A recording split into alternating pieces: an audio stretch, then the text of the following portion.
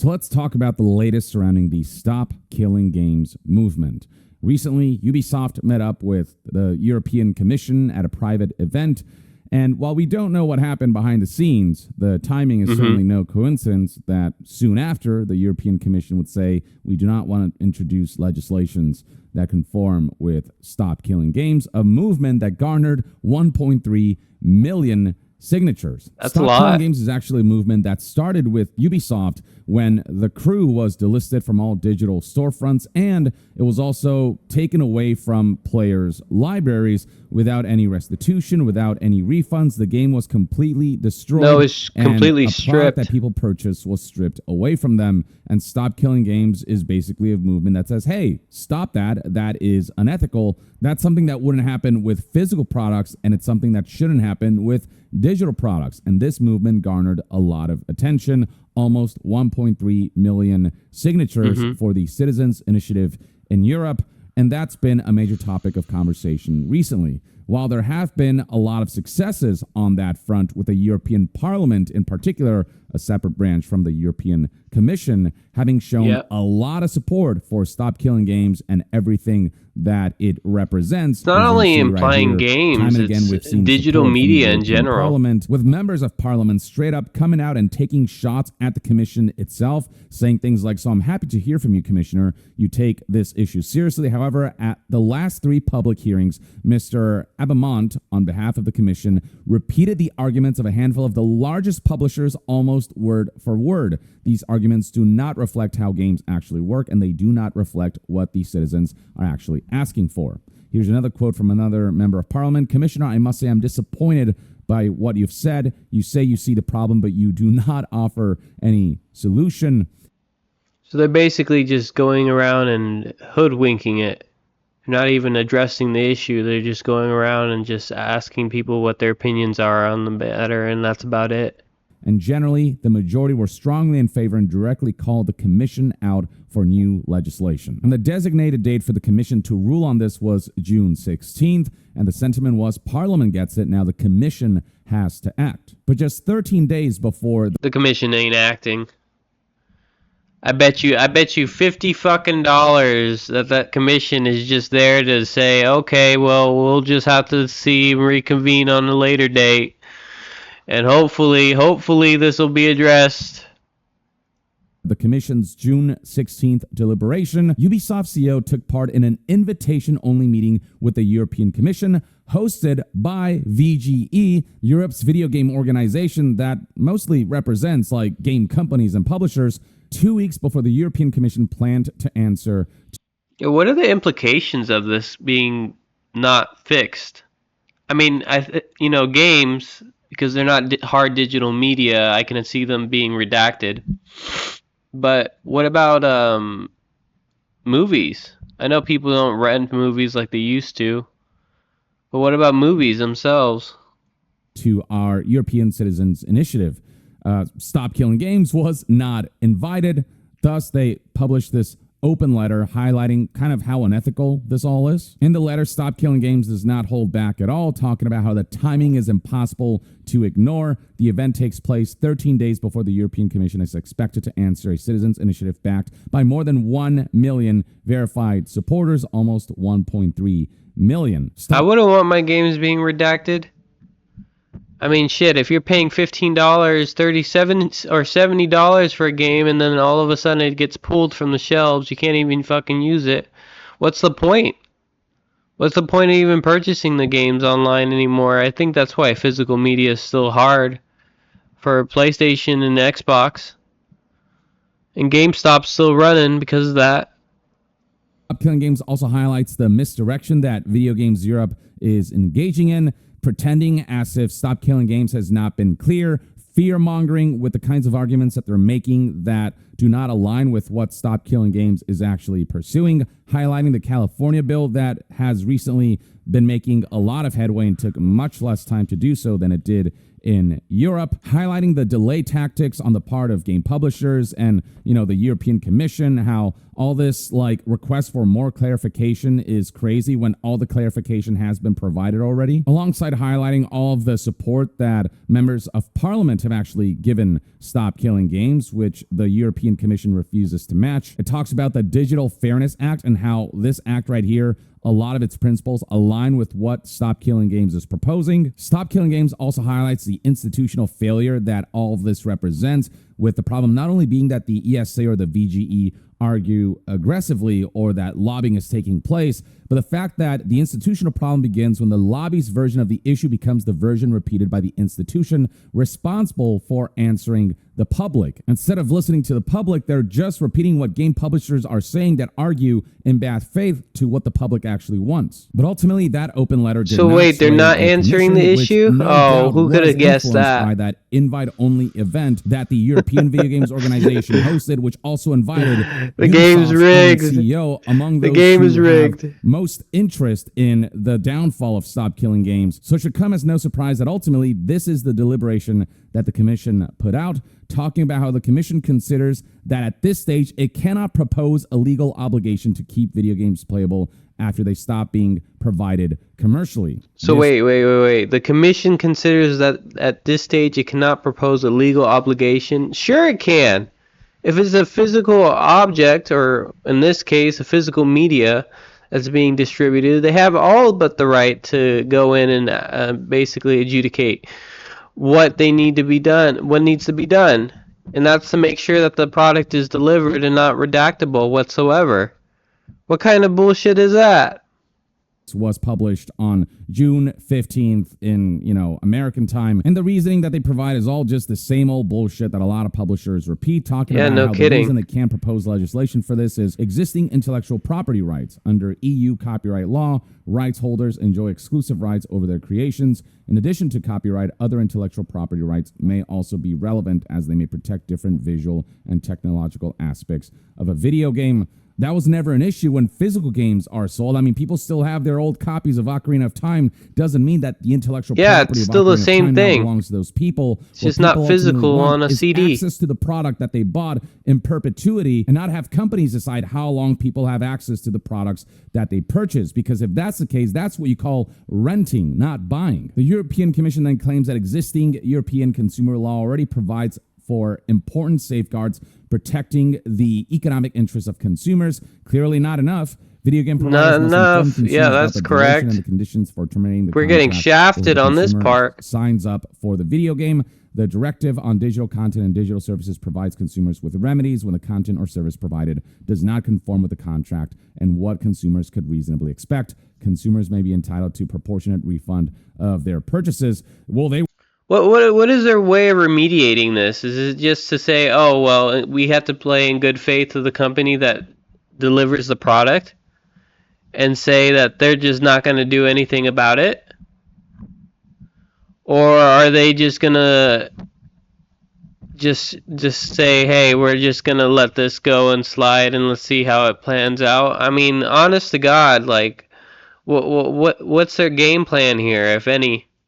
were not for the crew. When that was delisted from stores and when that was taken away from players' libraries, they did not have to issue refunds and there were no legal repercussions against Ubisoft. While there are some consumer protection laws in place, clearly they are not enough for the specific circumstances that Stop Killing Games is highlighting, and that's why Stop Killing Games is pursuing.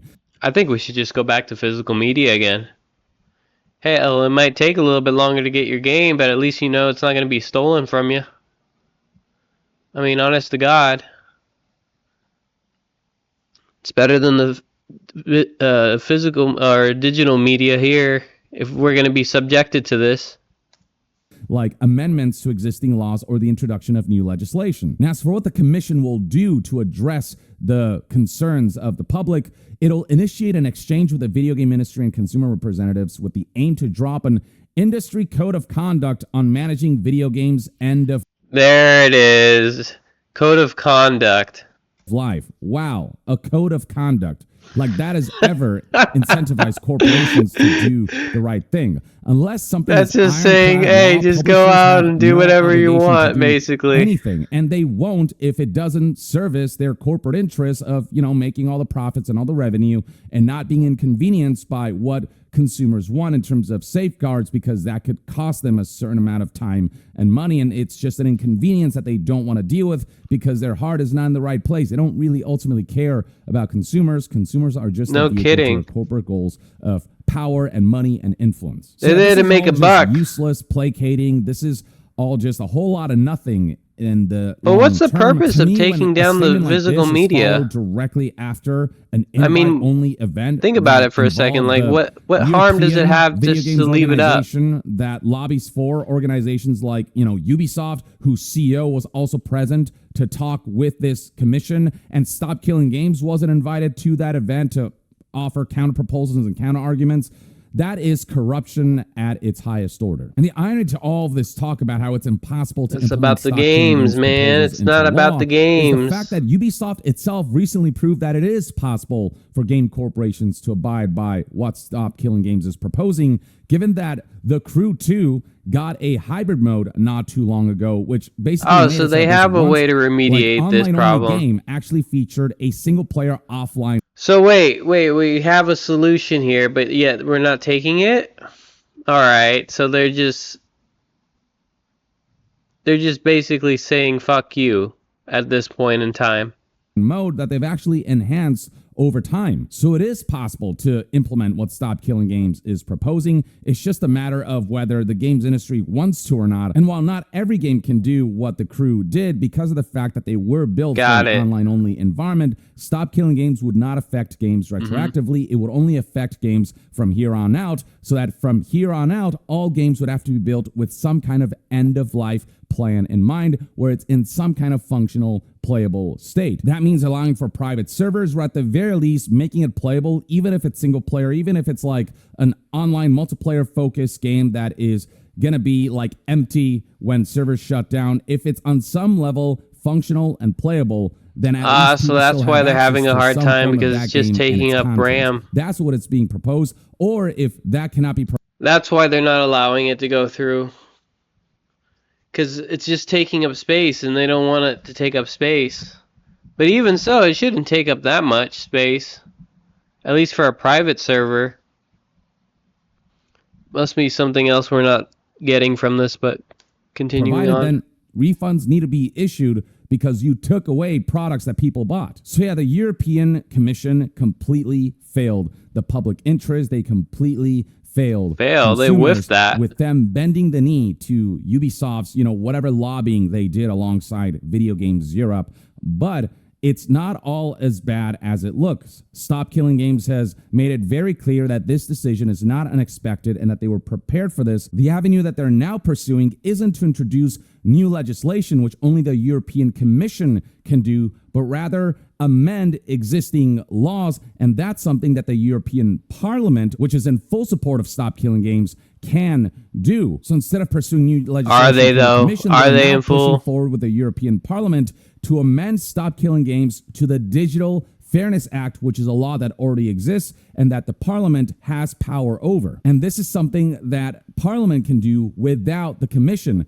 The Commission is the only entity that can introduce new laws, but Parliament can take existing laws and kind of bend them a little bit or change them a little bit or, you know, modify them a little bit to reflect current conditions and new arguments from the public. And so, yeah, the Stop Killing Games movement is far from dead in Europe, especially with the kind of support that it's had from members of parliament, even if that kind of support wasn't shown from, I mean, seemingly this corrupt commission. And also keep in mind that the European Union is not the only area where Stop Killing Games is hoping to introduce legislation. They're trying to do that across, you know, many regions around the world, including the United States. And when it comes to the US, what's going to happen with the United States? With this California bill that Stop Killing Games threw its weight behind, being something that's made a lot of headway. We're talking about this act right here, the AB 1921 Protect Our Games Act, that was introduced by Christopher M.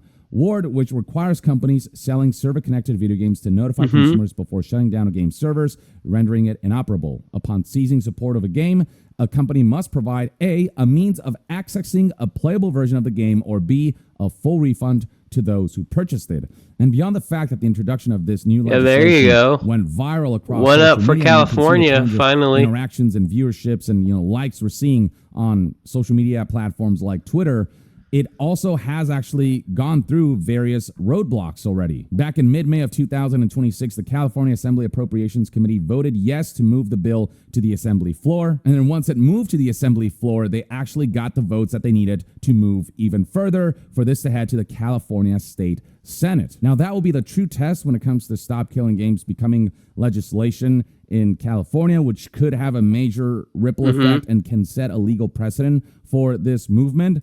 But the fact that it got this far is really impressive. And now more than ever, it's time for people to contact their local legislators in California and to really. I'm sure that'll help out a lot. Support that is behind. If you can tell the sarcasm from my voice. Legislation that is being planned to be introduced. Stop Killing Games puts it aptly here in this Reddit post. Passing the Assembly is a big step, but the Senate is where the bill either keeps moving or stalls. Direct constituent contact can make a real difference at this stage. If you live in California or know someone who does, find your state senator here and contact them. Is this at the state level or is this at the legislation? So yeah, despite the European federal Commission's level bending the knee to video game organizations that lobby for corporations and to corporate CEOs like Ubisoft CEO Yves Guillemot, Stop Killing Games is far from over. There's still a lot of different roads that this movement can take and various ways in which legislation can be proposed, introduced, and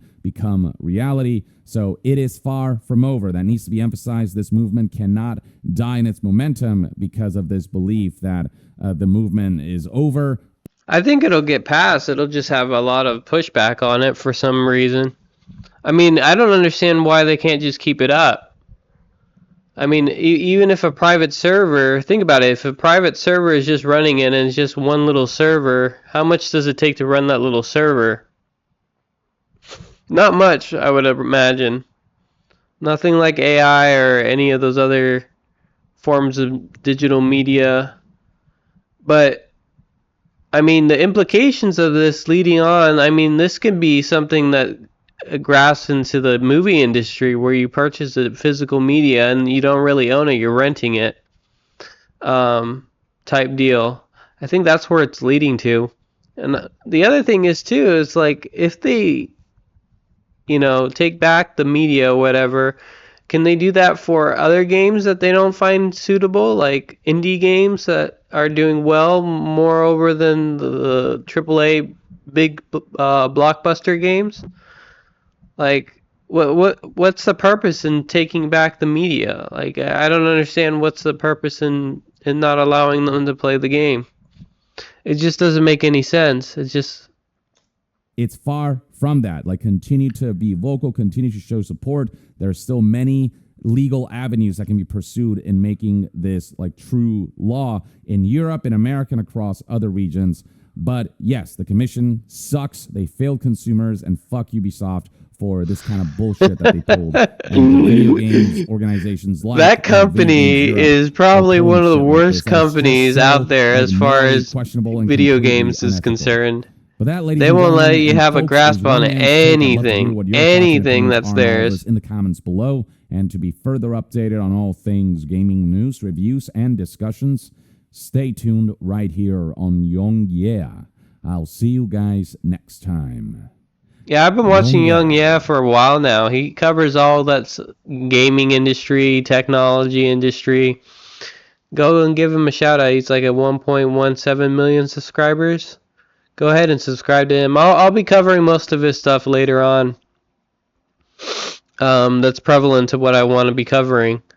But he's a good reference. If you enjoyed this, feel free to subscribe, give it a like. I cover news and topics ranging from gaming to political. Just basically whatever I want to cover. And if you like that, be in store for more of news. Thanks. Laters.